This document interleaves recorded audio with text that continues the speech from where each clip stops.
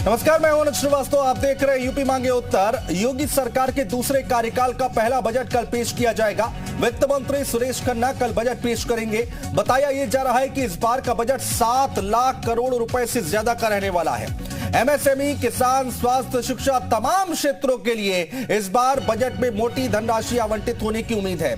Budget को लेकर सत्ता पक्ष की अपनी राय है। सत्ता पक्ष का कहना है कि इस बार का बजट ऐतिहासिक होगा, यूपी की अर्थव्यवस्था को और मजबूती देगा। तो दूसरी ओर बजट से पहले ही विपक्ष हमलावर है। विपक्ष का कहना है कि पिछले बजट का अभी तक सही इस्तेमाल नहीं हुआ है। इस बार भी सरकार बजट के नाम पर सिर्फ धोखा देगी। खास पैनल के साथ चर्चा करेंगे, लेकिन उससे पहले एक रिपोर्ट देखिए।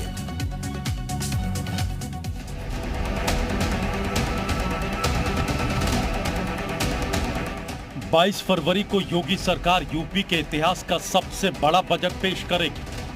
बजट में जहां एक तरफ 2024 में होने वाले आम चुनावों की तैयारियों की झलक होगी, वहीं संकल्प पत्र में किए गए वादों को जमीन पर उतारने के लिए कवायद भी इस बजट के जरिए योगी सरकार शुरू करेगी।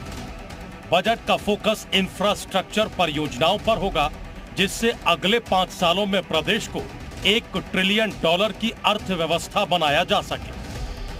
बजट जो है वो चतुर्मुखी होगा, सबको साथ लेकर चलने वाला होगा। नौजवानों को, महिलाओं को, किसानों को, बुजुर्गों को, व्यवसायियों को, सबके जीवन में बदलाव लाने वाला बजट होगा। ये बजट 7 लाख करोड़ से ज्यादा का हो सकता है। बजट में किसानों और महिलाओं के लिए कुछ बड़े ऐलान हो सकते हैं। बजट में प्रदेश में बनने वाले एक्सप्रेसवे के लिए बड़ी रकम का ऐलान होने की उम्मीद है। बजट पूरे उत्तर प्रदेश के कल्याण का बजट होगा। बजट में निश्चित रूप से किसानों के, युवाओं के, महिलाओं के, मध्यम श्रेणी के हर वर्ग की चिंता इसमें करी जाएगी। और जो स्वाभाविक रूप से भारतीय जनता पार्टी जो नीतियां हैं, भारतीय जनता पार्टी ने जो संकल्प पत्र जारी किया था, उसके आधार पर बजट बनाया गया है। बजट में सरकार की कोशिश हर वर्ग को खुश करने की है। इसका कारण है कि आगामी निकाय चुनाव और फिर 2024 में लोकसभा चुनाव, किसान, युवा और उद्योग को लेकर बजट में सरकार बड़े ऐलान कर सकती है। पश्चिमी यूपी में लगातार विरोध प्रदर्शन को देखते हुए गन्ना किसानों के लिए बजट में फोकस रहने की पूरी उम्मीद है। इसके अलावा एमएसएमई सेक्टर, पर्यटन के विकास पर फोकस रहेगा। एक्सप्रेसवे और मेट्रो सेवा निर्माण को लेकर अलग से बजट जारी किया जा सकता है। ग्लोबल इन्वेस्टर समिट के उद्यमियों के लिए बजट में खास व्यवस्था की गई है। ब्यूरो रिपोर्ट, जी मीडिया। तो इस बार का बजट 7 लाख करोड़ रुपए से ज्यादा का बताया जा रहा है और इसी के आसपास ये बजट रहने वाला है। चर्चा शुरू करें उससे पहले आपको सरकार के पिछले बजटों के बारे में बताते हैं, उसके बारे में जानकारी देते हैं। 2017-18 से हम शुरू करते हैं। 2017 और 18 का बजट 3,84,000 करोड़ का बजट था। 2018-19 की अगर हम बात करते हैं तो 4,28,000 करोड़ का बजट था।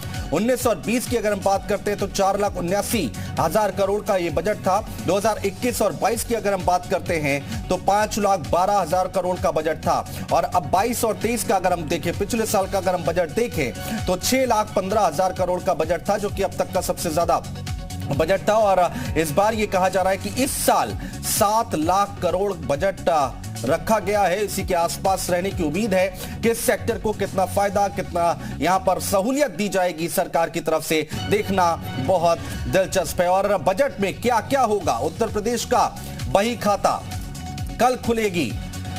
बजट वाली पोटली में क्या क्या होगा यह भी जानना बहुत जरूरी है। बजट से आस है प्रदेश का हो विकास और बजट का वादा मिलेगा उम्मीद से ज्यादा क्या, यह अपने आप में सवाल है। तो हर कोई बजट पर नजर बनाए रखा है कि आखिर इस बजट में क्या कुछ होने वाला है।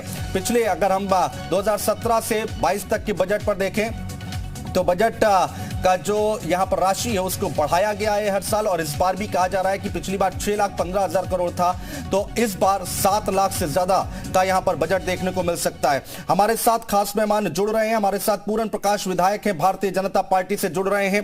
प्रदीप यादव जी हैं, विधायक है समाजवादी पार्टी से, वो हमारे साथ जुड़ रहे हैं। मनोज मौर्य जी हैं, कृषि बजट एक्सपर्ट हैं, वो हमारे साथ जुड़ेंगे। वात्सल्य कक्कड़ जी हैं, एमएसएमई सेक्टर्स के एक्सपर्ट हैं, उनसे हम बातचीत करेंगे एमएसएमई सेक्टर को लेकर। एपी तिवारी जी हैं जो कि अर्थशास्त्री हैं, और वो हमें बताएंगे, समझाएंगे कि आखिर बजट में क्या कुछ हो सकता है, कितनी सहूलियत हो सकती है।